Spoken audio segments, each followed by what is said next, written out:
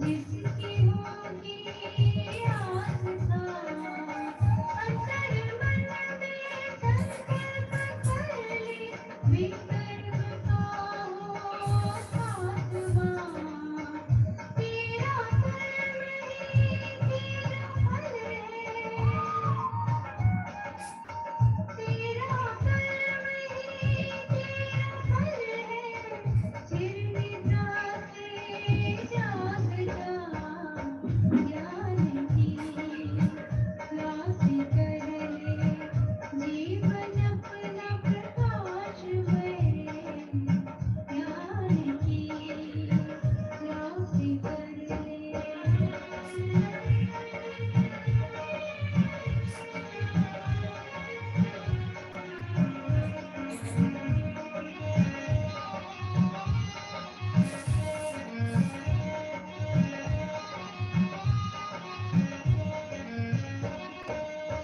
मूलवत से आवाज आई, संचित कर लो आत्मबल।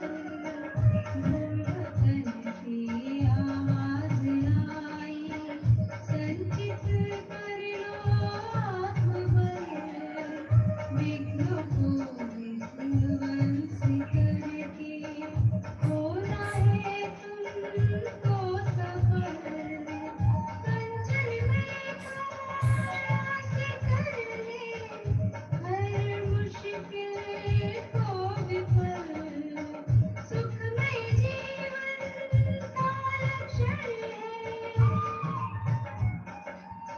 सुखमय जीवन का लक्षण है, तब पर तेरी आराधना, ज्ञान की क्लास कर लो, जीवन अपना प्रकाश में, ज्ञान की क्लास कर लो, जीवन अपना प्रकाश में। अंतकाल पछताएगा, मिल जाएगा जब रात में, ज्ञान की क्लास कर लो, ज्ञान की क्लास कर लो, जीवन अपना प्रकाश में, ज्ञान की क्लास कर लो, ज्ञान की क्लास कर लो। ओम शांति। आज 17 मार्च 2022 की बाबा की साकार मुरली है। बाबा कहते, मीठे बच्चे, तुम्हें भक्ति की रोचक बातों के बजाय, तुम्हें भक्ति की रोचक बातों के बजाय रूहानी बातें सबको सुनानी।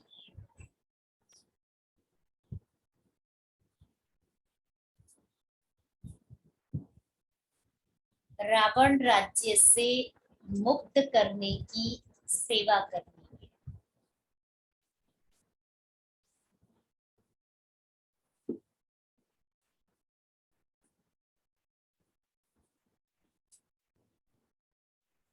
प्रश्न है, सेवा में सफलता प्राप्त करने के लिए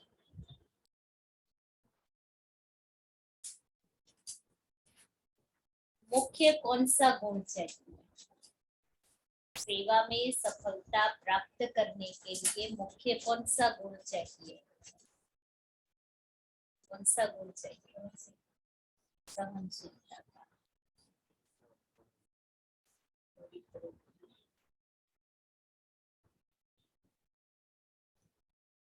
बाबा ने कहा, निरहंकारिता का गुण महावीर के लिए भी दिखाते हैं। जहां भी सत्संग होता था, महावीर के लिए भी दिखाते हैं, जहां भी सत्संग होता था वहां जूतियों में जाकर बैठता था।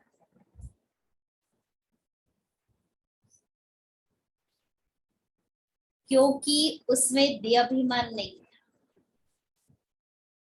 क्योंकि उसमें देहाभिमान नहीं था। परंतु इसमें बहादुरी चाहिए।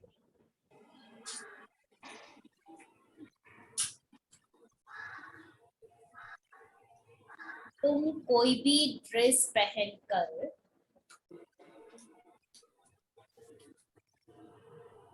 उन सत्संगों में जाकर सुन सकते हो।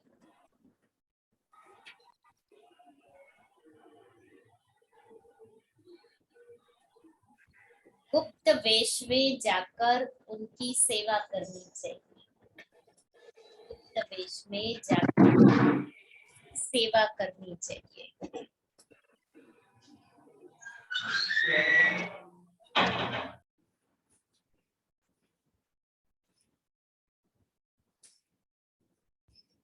गीत है ओम नमो शिवाय। ओम शांति। यह हुई महिमा ऊंचे से ऊंचे भगवान की। ईश्वर कहो, परम पिता परमात्मा कहो, सिर्फ ईश्वर व भगवान कहने से पिता नहीं समझा जाता है, इसलिए परम पिता परमात्मा कहना चाहिए। वह रचयिता है इस मनुष्य सृष्टि का। अब ऊंचे ते ऊंचा बाप क्या कर कहते हैं? कहते हैं कि पतित मनुष्य मुझे बुलाते हैं कि आकर हमको पावन बनाओ। पावन माना पवित्र। पतित पावन भगवान को ही कहा जाता है। बरोबर वह आता जरूर है। भक्ति मार्ग में भगवान को याद करते हैं तो वह आता भी जरूर है, परंतु वह आएगा तब जब भक्तों को भक्ति का फल देना होगा। फल देना अर्थात वर्षा देना उनके लिए बहुत सहज है। बाबा को भक्ति मार्ग में भक्ति का फल देना सहज है। 1 सेकंड में जीवन मुक्ति दे सकते हैं। कहते भी है कि जनक को सेकंड में जीवन मुक्ति मिली। नाम एक का ही गाया हुआ है। सेकंड में जीवन मुक्ति अर्थात सुख शांति मिली। मनुष्य कहते भी है कि शांति सुख और बड़ी आयु चाहिए। छोटेपन में कोई मरता है तो कहते हैं अकाले मृत्यु आ गया, पूरी आयु नहीं बिताई। अब बाप जो कुछ करके गए हैं उनका ही गायन है। सेकंड में जीवन मुक्ति तो जरूर पहले जीवन बंद होगा। जीवन बंद में होंगे। जीवन बंद कलयुग के अंत और जीवन मुक्त सतयुग के आदि को कहा जाता है। कहते हैं जनक में संत गर्भगृहस्थ में रहकर जीवन मुक्ति को पाए, इसलिए बाबा गर्भगृहस्थ को ही पवित्र बनाते हैं। तो पवित्र गर्भगृहस्थ में रहने वाले ही जीवन मुक्ति पा सकते हैं। आप समझाते हैं अक्षर ही 2 है, राजयोग और ज्ञान। भारत का प्राचीन राजयोग तो मशहूर है। प्राचीन माना पहले पहले, लेकिन कब यह मनुष्य नहीं जानते, क्योंकि कल्प की आयु लाखों वर्ष कह देते हैं। भारत का प्राचीन ज्ञान और योग तो सब चाहते हैं जिससे स्वर्ग बनता है। अब तो भारत बहुत दुखी है। पहले सूर्यवंशी राज्य था, अब नहीं है। फिर उनको याद करते हैं कि वह राजयोग और ज्ञान किसने दिया था, यह नहीं जानते। नहीं तो बाप से वर्षा लेने में बच्चों को कोई भी तकलीफ नहीं। बाबा कहा और वर्षे के मालिक बने। मालिक तो बन जाते हैं, लेकिन फिर वो वर्षा मुझे कितना लेना है वो अपने ऊपर है। बाकी बाबा कहा तो मालिक तो बन गए, वर्षे के हकदार बन गए। बाप का बने तो वर्षे के लायक बने, फिर भी माता पिता टीचर की शिक्षा मिलनी होती है। मुक्ति का भी वर्षा चाहिए, इसलिए गुरु करते हैं, परंतु जीवन मुक्ति तो कोई दे नहीं सकते। जब जीवन बंध का अंत हो, जीवन मुक्ति की आदि हो, तभी फिर जीवन मुक्ति देने वाला आए। मनुष्यों ने सिर्फ सुना है कि सेकंड में जीवन मुक्ति अथवा सेकंड में रावण राज्य से राम राज्य पतित से पावन, परंतु कैसे सो नहीं जानते।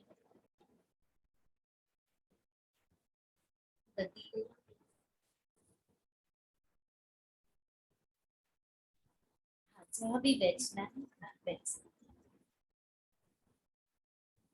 थोड़ी कर, आप आगे कर लो, पीछे कर और आगे कर लो।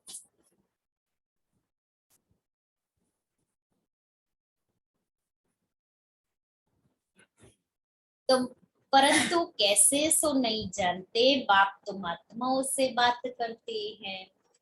तो मुरली बाबा की चलती है, वो क्या है, हम आत्माओं से बाबा रू रिहान करते हैं। यह है रूहानी शिक्षा जो सुप्रीम रूप देते हैं। वहां तो सब मनुष्य ही शास्त्र पढ़ते हैं।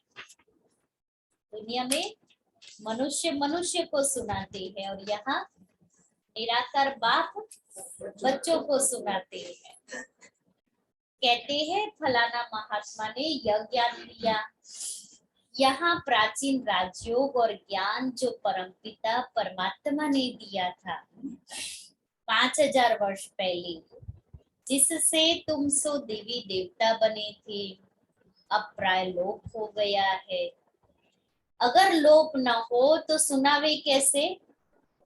ज्ञान लोप हो जाए तभी तो बाबा को आना पड़े ज्ञान सुनाने फिर से। मनुष्य पतित न बने तो पतित पावन बाप कैसे आए। पतित बनने में 84 जन्म लेने पड़ते हैं।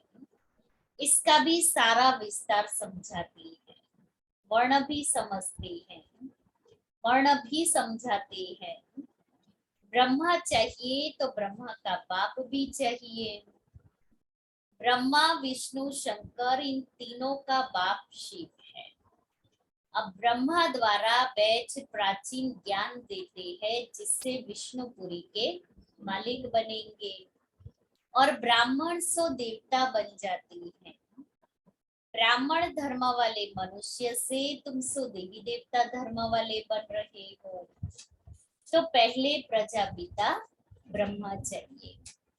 कृष्ण को तो प्रजापिता नहीं कह सकते, वास्तव में बच्चे हैं ब्रह्मा को, न कि कृष्ण को। ब्रह्मा ही कृष्ण बनते हैं। बस इस एक जन्म की उथल पाथल ने मनुष्यों को ऊंचा दिया है। गीता का भगवान कृष्ण को कह शिव को उड़ा दिया है।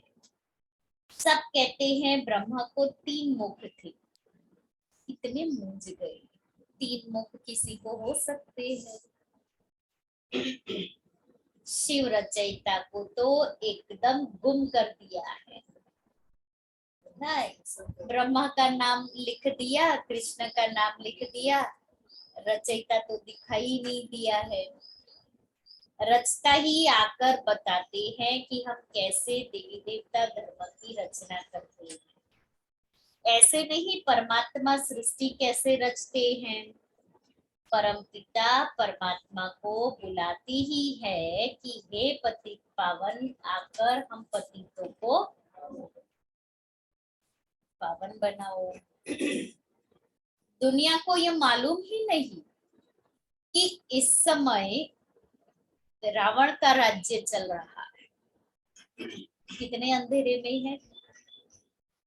रावण का राज्य है जहां सब दुखी ही दुखी है, पता ही नहीं, और फिर भी इसी दुनिया में रहना चाहते हैं। वंडर तो ये है कि दुख की दुनिया में से निकलना नहीं चाहते। कितना भी बाबा तो कहते हैं संदेश दो हर एक को।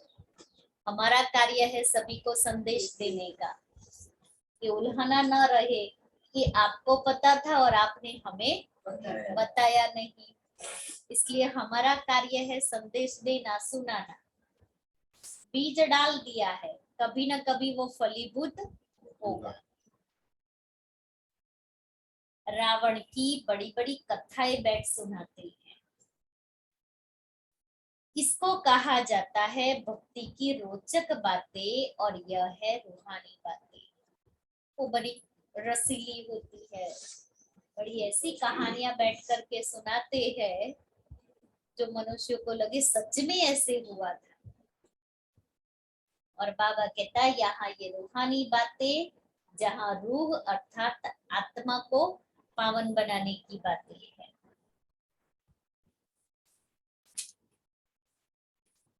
इस समय सब सीताएं अथवा भक्तियां रावण की कैद में है, और रावण राज्य में बहुत दुखी है। उन्होंने एक स्टोरी बता दी अशोक वाटिका में, सीता बहुत दुखी थी। एक्चुअली हम सब आत्माएं रूपी सीताएं है, जो रावण अर्थात 5 विकारों की जंजीरों में फंसी हुई है, इसलिए दुखी है। तो बाबा आकर के हमें शोक वाटिका में से अशोक वाटिका में ले जाते, जहाँ कोई दुख नहीं, शोक नहीं, रोग नहीं, चिंता नहीं, भय नहीं। अब सबको रावण राज्य से मुक्त कराना है। अब बाप आया है, कहती है बच्चे तुम्हारे 84 जन्म अब पूरे हुए, अब वापिस चलना है। मुझे ही बुलाते थे कि दुख हरता सुख करता आओ, यह मेरा ही नाम है। कलयुग में है अपार दुख, सतयुग में है अपार सुख। फिर से तुमको सुख का वर्षा दिलाने अर्थ फिर से तुम्हें राजयोग और ज्ञान सिखा रहा हूं। यह पुरानी दुनिया विनाश हो जाएगी। मनुष्य तो विनाश से बहुत डरते हैं। एक्चुअली विनाश माना वो लोग समझते हैं ये दुनिया ही खत्म हो जाएगी, और बाबा यहाँ विनाश का अर्थ समझाते हैं परिवर्तन। नई दुनिया परिवर्तन होके नई दुनिया आएगी, इसलिए हम विनाश से डरते नहीं, क्योंकि हमें तो खुशी है कि हम ये शरीर छोड़ के फिर जाएंगे अपनी नई दुनिया में, जहाँ सुख है। समझते हैं ये आपस में लड़े ही नहीं तो शांति हो जाए। अभी चल रहा है ना, सारी दुनिया पीछे पड़ी है कि ये युद्ध बंद हो जाए, लेकिन होता ही नहीं। फिर इतने अनेक धर्मों में शांति कैसे होगी? बाप समझाते हैं ये इतने सब धर्म जो है वो पहले नहीं थे।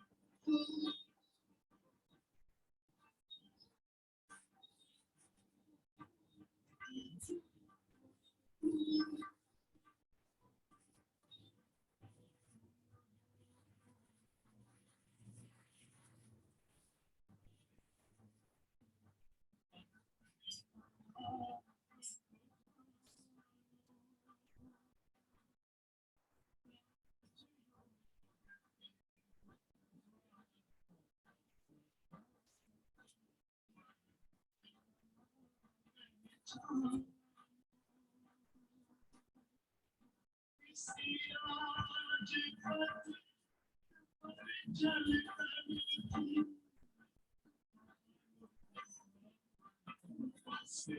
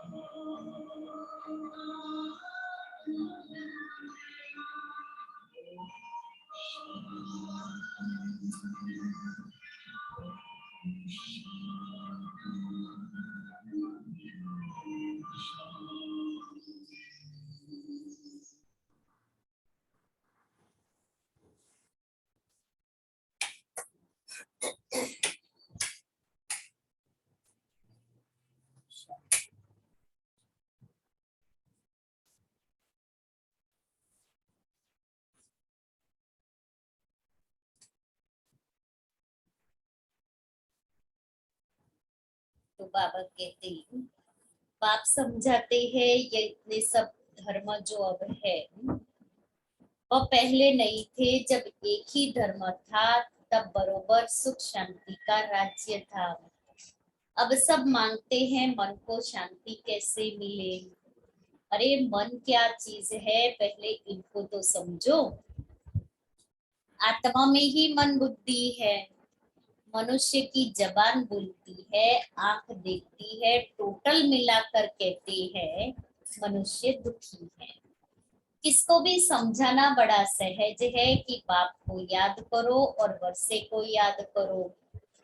फिर जाड़ और ड्रामा की समझानी भी देनी पड़े, जिसके लिए ये चित्र बने हुए हैं। सिर्फ मन मनाभ कहने के लिए तो चित्र की दरकार नहीं, लेकिन सृष्टि चक्र झाड़ सीढ़ी समझाने के लिए तो चित्र चाहिए। माना जन्म के लिए, धर्म समझाने के लिए चित्रों पर समझाने में घंटा लग जाता है। प्राचीन राजयोग भगवान ने सिखलाया और राजाई मिल गई। फिर कोई मनुष्य थोड़ी ही राजयोग सिखलाएंगे। बाप और वर्षे को याद करो तो ठीक है, परंतु ये डिटेल जब तक किसको समझाए नहीं तब तक बुद्धि खुलेगी नहीं। सृष्टि चक्र को समझ नहीं सकेंगे। जब कोई ड्रामा देखकर आते हैं तो वह बुद्धि में आदि से अंत तक घूमता है। फिल्म देखी तो कैसे 20 साल 30 साल 50 साल पहले देखी होगी ना, तो भी याद रहेगा। कहने में तो सिर्फ इतना ही आएगा कि हम ड्रामा को देख कर आए हैं। तुम भी कहते हो हम इस ड्रामा को जानते हैं, परंतु डिटेल तो बहुत है। बाप से सुख शांति का वर्षा मिलता है। फिर बुद्धि में चक्र भी है। 84 का चक्र जरूर घड़ी घड़ी याद करना है। घड़ी घड़ी याद नहीं करते ना, इसलिए हमें हमें घड़ी देखनी पड़ती है। क्योंकि बुद्धि घूमने चली गई तो फिर घड़ी देखेंगे अभी कब कब योग पूरा होवे, अभी कब पूरा होवे। इसलिए बाबा कहता है हमें अपनी एक एक घड़ी को सफल करना है। जब योग लग जाता है तो पता पड़ता है 1 घंटा कहाँ चला गया। ऐसे ही लगेगा जैसे 5 मिनट हुई है। तो अभी आज बाबा ने कहा अपनी एक एक घड़ी को सफल करना है। ये ज्ञान ब्राह्मणों को ही मिलता है जो फिर देवता बनते हैं। ये ज्ञान लेकर के पहले हम ब्राह्मण बनते हैं, शिव बाबा हमें अडॉप्ट करता है, उसके बाद में फिर बाबा अडॉप्ट करता है तो हमारा ब्राह्मण जन्म होता है। ब्राह्मण बनने के बाद हम ये ज्ञान लेते हैं, ज्ञान को जीवन में धारण करते, तब हम देवता बनते हैं। हद हद का बाप तो सिर्फ उत्पत्ति पालना करते हैं, विनाश तो नहीं करेंगे। विनाश अर्थात सारी पतित दुनिया ही न रहे, सारे रावण राज्य का विनाश होना है, नहीं तो राम राज्य कैसे हो। वहां कभी रावण को जलाते नहीं। भक्ति मार्ग की कोई भी बात ज्ञान मार्ग में नहीं होती है। तुम सत्युग त्रेता में प्रारब्ध भोगते हो, वह है ज्ञान की प्रारब्ध, इनको कहेंगे भक्ति की प्रारब्ध। आधा कल्प क्षण भंगुर सुख। पहले भक्ति अव्यभिचारी थी, फिर व्यभिचारी होते होते बिल्कुल ही दुखी बन जाती है।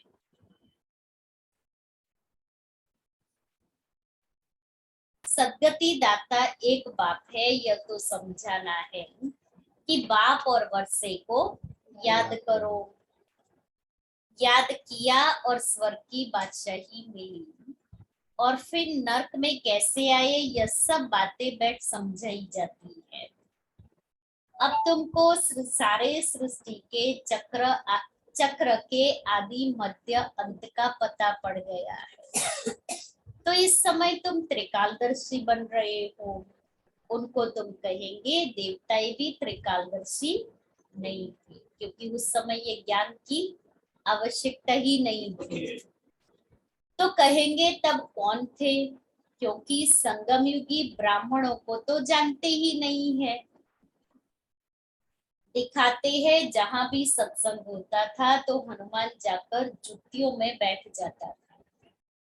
अब यह बात महावीर के लिए क्यों कही, महावीर माना हनुमान के लिए क्यों कही, क्योंकि तुम बच्चों में कोई देहाभिमान तो है नहीं ना। जिसको देहाभिमान नहीं है ना, वो ऐसी सेवा कर सकते हैं। तो बाबा अभी हम बच्चों में से भी देहाभिमान को खत्म कर रहा है। तो हम जा करके अनेक आत्माओं को ज्ञान सुनाते। तो जैसे हनुमान जूतियों में जाकर के बैठता था, ऐसे ही बाबा कहता है कहाँ भी सत्संग चल रहा हो, कहाँ कुछ हो, मंदिरों में जाकर के सेवा करो।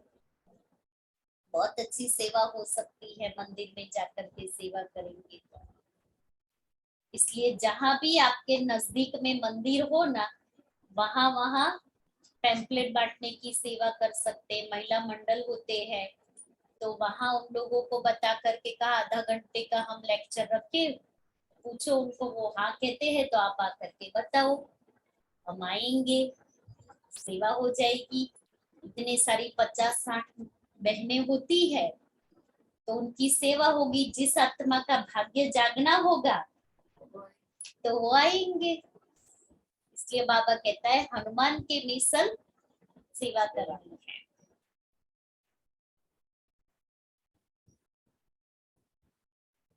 दिखाते हैं जहां भी सत्संग होता था तो हनुमान जाकर जूतियों में बैठ जाता था। अब यह बात महावीर के लिए क्यों कही है, क्योंकि तुम बच्चों में देहाभिमान तो नहीं है। समझो सत्संग में कोई ऐसी बात निकल पड़े तो तुम कह सकते हो प्राचीन सहज राजयोग और ज्ञान से सेकंड में जीवन मुक्ति लेना है तो फलाने के पास जाओ। समझाने वाला तो बहुत बहादुर निरहंकारी चाहिए, जरा भी देहाभिमान ना हो कि वो कोई कुछ बात सुना देवे और हमें गुस्सा आ जाए या अहंकार आ जाए। कहाँ भी जाकर बैठे, टाइम मिल जाए तो बोलना चाहिए। मजबूत होगा तो भाषण आदि करेगा कि गृहस्थ व्यवहार में रहते कैसे सेकंड में जीवन मुक्ति मिल सकती है। परमपिता परमात्मा के सिवाय तो कोई दे न सके। यह महावीर ही समझा सकते हैं, सुनने लिए मना नहीं है। गृहस्थ व्यवहार में रहते तुम बच्चे बहुत सर्विस कर सकते हो, बहुत सर्विस कर सकते हो, क्योंकि आप सैंपल और एग्जाम्पल है कि घर गृहस्थ में रहते कैसे जीवन को पवित्र और गुणवान बनाते हैं। तो औरों के लिए एग्जाम्पल है कि घर बार नहीं छोड़ना है, घर में रहते पवित्र जीवन बनाना है और अपने आप को मूल्यवान गुणवान बनाना है। बोलो राजयोग सीखना हो तो ब्रह्मा कुमारियों के पास जाओ, आगे चलकर तुम्हारा नाम बाला हो जाएगा, मेजोरिटी हो जाएगी। अभी तो थोड़े हैं, भगाने का नाम भी बहुत है। कृष्ण ने भगाया, अरे भगाने की तो कोई बात ही नहीं है, क्यों बाबा भगाएगा किसी को? जब भगाएगा तो सबको कहाँ बिठाएगा फिर? इसलिए कोई भगाने की बात नहीं है। शुरू शुरू की बात अलग थी, जब बाबा को स्थापना करनी थी। टीचर कब पढ़ाने के लिए भगाते हैं क्या? भगाएंगे टीचर तो कहेंगे आओ स्कूल में पढ़ो और घर जाओ, फिर जो पढ़ा हुआ है उसको रिवाइज करो। तो बाबा भी हमें क्या कहता है, आओ 1 घंटा ये पढ़ाई पढ़ो, मुरली हमारी पढ़ाई है, पढ़ाई पढ़ो 1 घंटा, उसके बाद में जाकर के प्रैक्टिकल फील्ड में इस मुरली को इम्प्लीमेंट करो। सारा दिन थोड़ी पढ़ना, यहाँ तो 1 घंटा ही आना है। इसलिए मुझे पढ़ाई में गॉडली स्टूडेंट हूँ तो मुझे 1 घंटा तो निकालना पड़ेगा। अब उसके लिए भी मैं कहूँ मेरे पास समय नहीं है, तो फिर जब एग्जाम आएगी तो क्या होगा? जो जो स्टूडेंट पढ़ाई नहीं पढ़ता है, टीचर बताओ, Pero a veces para su paper चोरी देखा हो मैंने बताया फेल होंगे। इसलिए हम भी गॉडली स्टूडेंट है, गॉडली स्टूडेंट है, और अगर हम पढ़ाई नहीं पढ़ेंगे, 1 घंटा पढ़नी है, 24 घंटे में से सिर्फ 1 घंटा देना है। अगर 1 घंटा भी हम पढ़ाई नहीं पढ़ेंगे तो प्रैक्टिकल में सारा दिन पेपर आएंगे तो क्या होगा? फेल होंगे। इसलिए पढ़ाई तो किसी भी हालत में पढ़नी है। सर्विस करने वालों को तो बहुत विचार सागर मंथन करना है और बहुत बहादुर बनना है। सारा दिन मनन चिंतन चले कि मैं कैसे सेवा करूं, कैसे मुझे बाबा का नाम वाला करना है। अच्छा, मीठे मीठे सिखिलते बच्चों प्रति माता पिता बाप दादा का याद प्यार और गुड मॉर्निंग। रूहानी बाप की रूहानी बच्चों को नमस्ते। हम रूहानी बच्चों की रूहानी बाप दादा को याद प्यार, गुड मॉर्निंग और नमस्ते। धारणा के लिए मुख्य सार, पहला, सभी भक्ति रूपी सीताओं को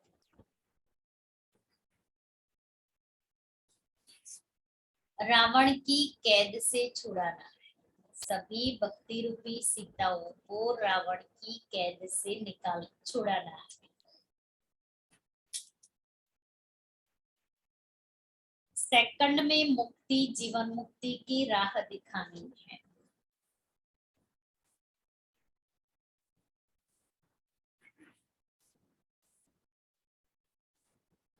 दूसरा है बाप और वर्षे को याद करना है।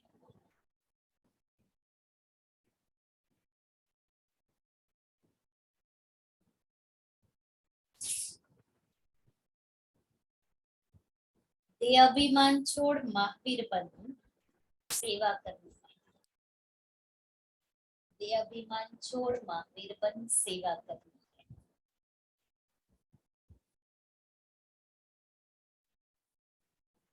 विचार सागर मंथन कर सेवा की नई नई युक्तियां निकालनी है। विचार सागर मंथन कर सेवा की नई नई युक्तियां निकाल। वरदान है नथिंग न्यू की युक्ति द्वारा, नथिंग न्यू की युक्ति द्वारा हर परिस्थिति में मौज की स्थिति का, हर परिस्थिति में मौज की स्थिति का अनुभव करने वाले सदा अचल अडोल भव।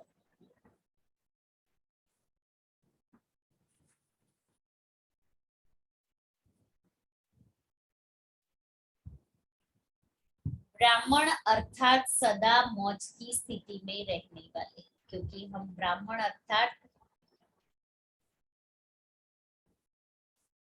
मौज, क्योंकि बाबा मिला मुझे, बाबा का ज्ञान मिला, बाबा का साथ मिला, बाबा की शक्ति मिली, बाबा ने सारी चिंताएं भर ली, तो सदा मौज में रहने वाले।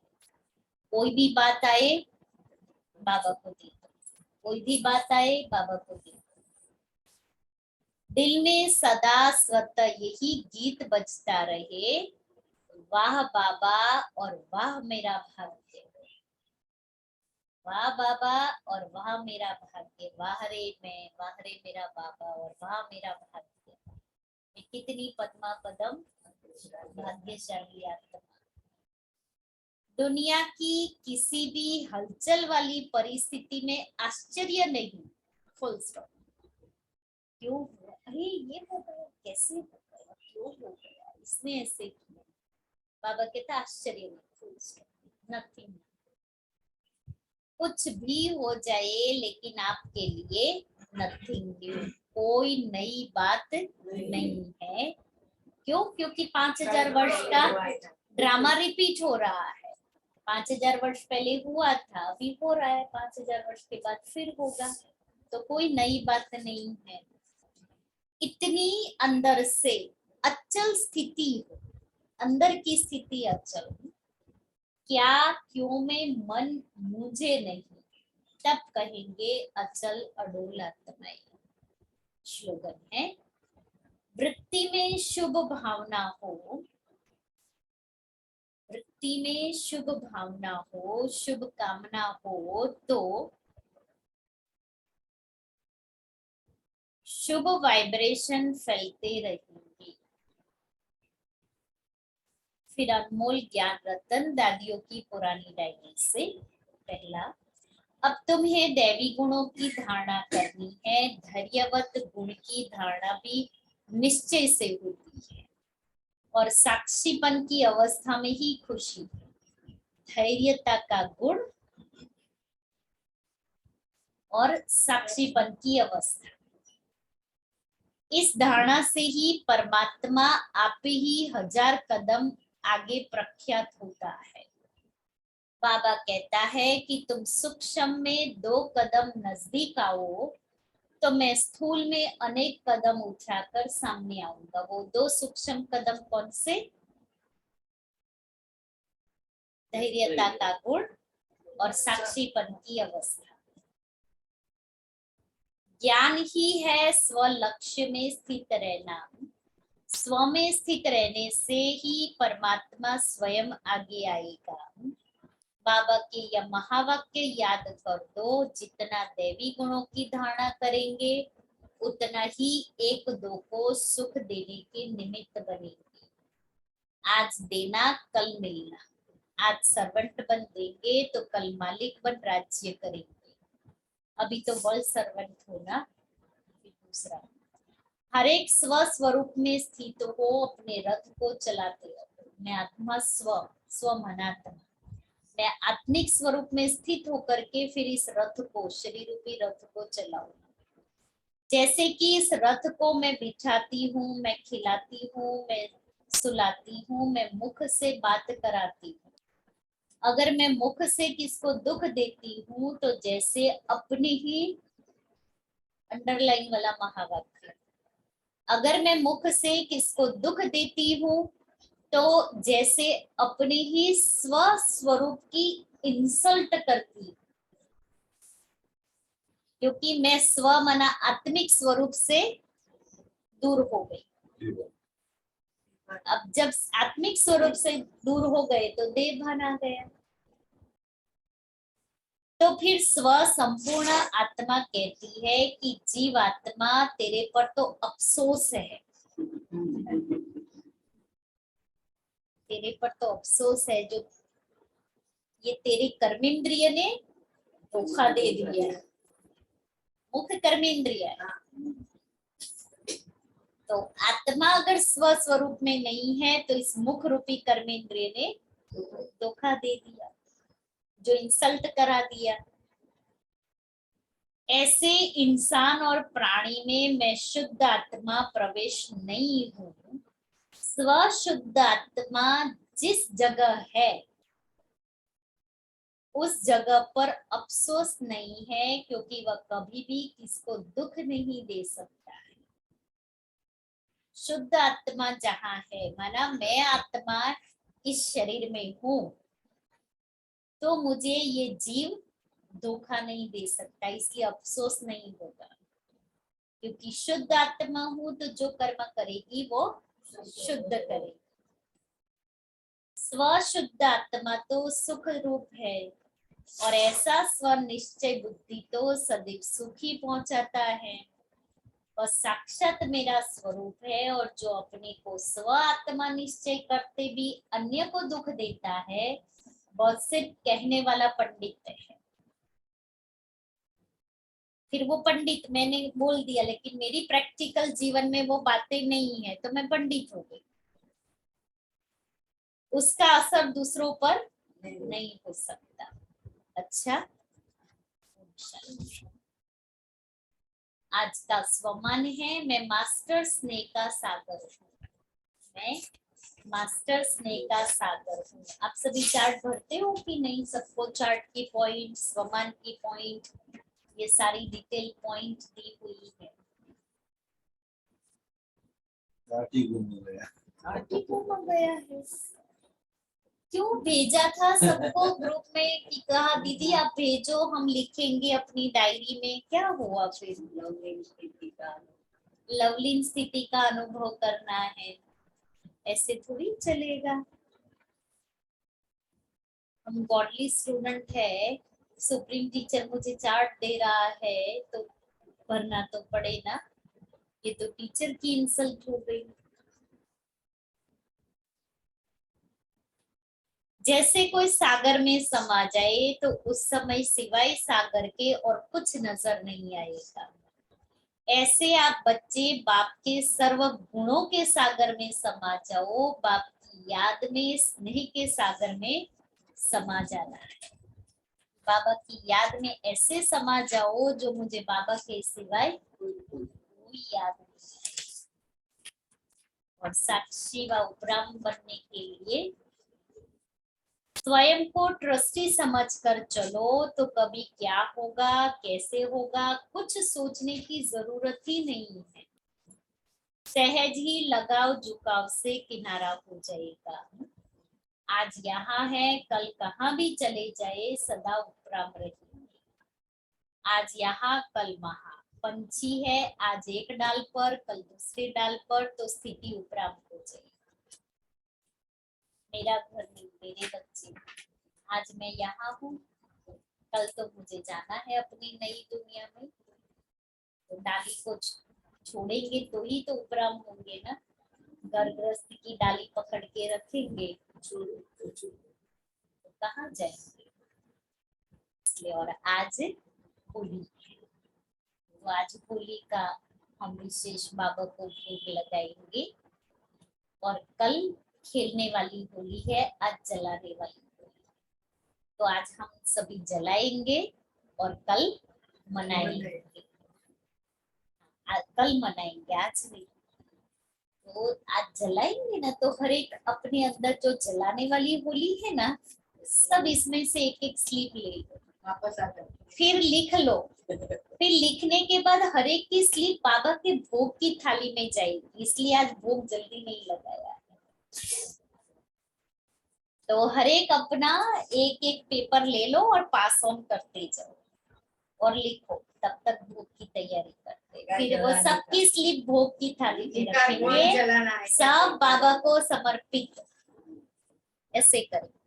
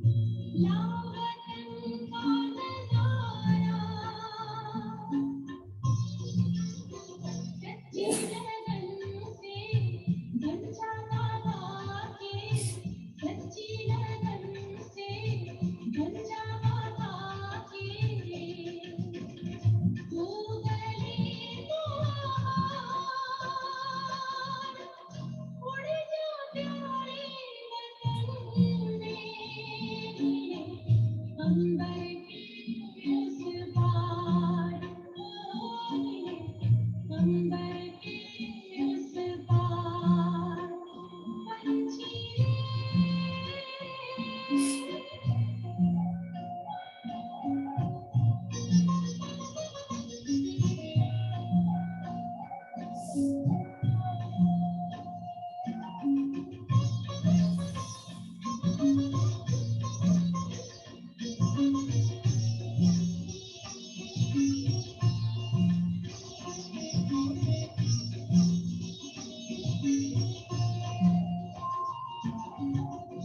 ओ बाबा तुम मात पिता हो, तुम ही हो जग के तारनहार।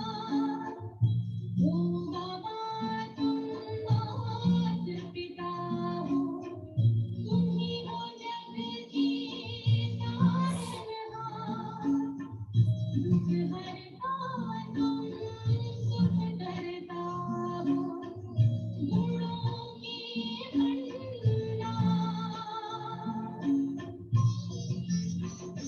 हम सब बच्चे गाते हैं तेरी, हम सब बच्चे गाते हैं तेरी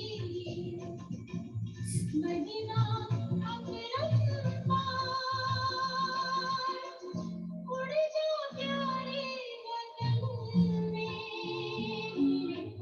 अंबर के उस पार मेरे, अंबर के उस पार पंछी उड़ जा प्यारे वतन मेरे,